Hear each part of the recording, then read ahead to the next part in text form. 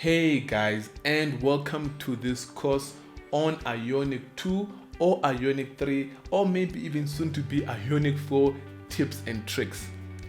Guys, I'm glad you've checked out this course.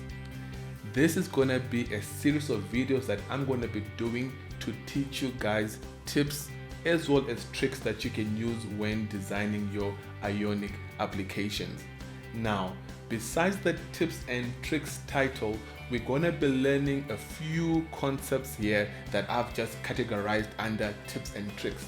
Within this course, I've compiled a bunch of videos and I'm gonna be making one every single week, teaching you guys tips and tricks that you can use to develop amazing looking Ionic applications.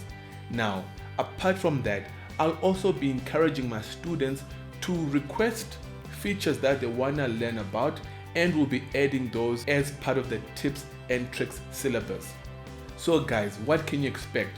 You can expect to learn everything from 3D touch for iOS devices, push notifications for iOS as well as Android devices, and a whole bunch of other stuff that I have kind of looked at and then have seen that there isn't much information on it outside, so hence then I made this course for you guys.